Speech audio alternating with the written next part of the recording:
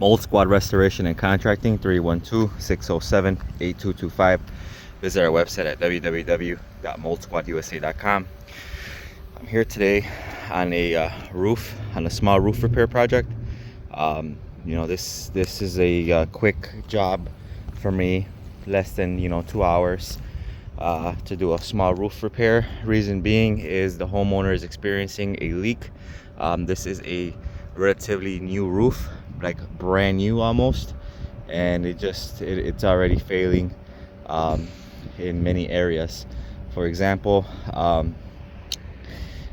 here, as you can see, there is a lifted shingle here, and by the lighting you could see a crack, like almost brittle shingle here. It's brittle and it's lifted, and if you can see, once you lift that shingle up, there's a popped nail right there, and there's another exposed nail right here. Okay, usually these nails are supposed to go just a little bit further back, probably like not even a tad bit farther, really nothing much.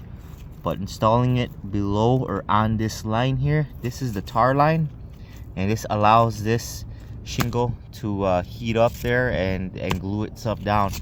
You see how this nail got installed onto the tar strip? Well, it prevents it from actually gluing itself down in the heat. So this nail should have been above that tar line, also this one as well. So what we have now is, you guys can see, we have ice. Well, we have snow, and I was here torching all the ice off because there was a bunch of ice everywhere. There's a little bit of ice over here too, not too much because the sun is on this side, but over here there was a lot of ice, and I had to melt it with the torch. So yeah, getting back to this here, the fact that there's ice, it's backfiring back into the to the house. I really don't have an example, except for maybe something over here. As you can see, there's ice all in this, all here. This is all ice, and what it does is, this water, it's not like rainwater where the rain's hitting it and it's quickly running down the roof. It's not doing that. What it's doing is, the water, since it's ice, the shingles always stay wet, so it's a slow release of melt, right? So if it's melting, it's just, say for example, this strip here is melting here. Okay, well, if this is melting, this is not melting.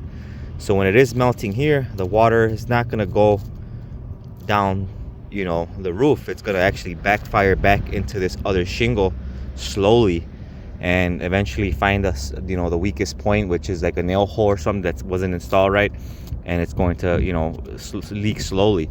And that's what happened here. She had a ice damming, especially here. You can see that there's a constant drip going on.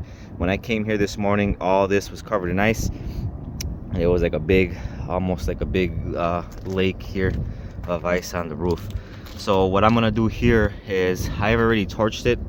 There's really no getting away around that, the leaking gutter there that's releasing all the water. So what I have today is, I have some Henry's roof cement, and what I'm gonna do is, I'm gonna take that nail out or pop it back in, and fill the nail. And the fact that we are in winter time, we can't rely on the tar strip to adhere itself, because it's not summer. It's not the roof is not scorching the hot sun. So I have to basically go ahead and torch that down in order to create a sealed area, right? This wouldn't have happened, honestly, if there was ice and water shield all the way up. Here in Park Forest, there's a lot of homes with low slope roofs. I mean, this area is not too bad, but there is a lot of low slope going on here. I mean, it's not that much of a low slope, but just enough. I always try to go up all the way, especially when you have less than a 4 pitch. I try to go all the way up, just because it'll prevent that. Now, if that nail was there, and you had some ice and water shield underneath, it probably would have ran down underneath the ice and water, right? But then again, the way they put the nail hole, it was, you know, bound to leak regardless. So how I found the leak was I just measured from this edge here of the roof to where I have to be at, where the leak is at inside. So from the inside I measured 12 feet from this edge, and then from the ridge here 9 feet, and it landed me right on the shingle that's lifting. Okay, so after that, what I'm gonna do is I'm gonna clean up these gutters up here just to get all those leaves out of there. And also there's one more area of concern, which is right there, and you can see that there's a missing piece of flashing. There is step flashing back there, that black. So there's really no water getting in there, but just because you have a big old hole there, you know, it's always good to, you know, put a little piece of flashing there, just so the water could just, if it hits it, if we have any wind driven rain, it's coming in, it'll just bounce off of that and just run down. Also, as far as this roof, the ridge here, these vents, you can see how huge these circles are, how they cut it. Like, this is like, you know, you can see where the roof edging ends. You can see it ends right here, right, this big old square. So the fact that this shingle's cut back right where the square is at, where it ends, it's cutting it really close. So now what I gotta do is I gotta just, you know, apply some roofing caulk here, and that eliminates that. Okay, same thing over here too, you know. Well, this one's not too bad. The water will get in there, and gravity will take its toll.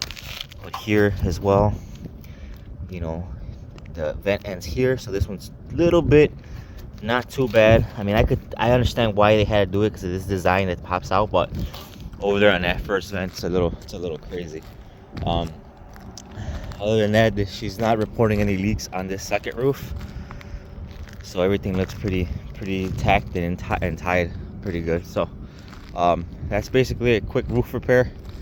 Mold Squad Restoration and Contracting, 312-607-8225. Visit our website at www.moldsquadusa.com.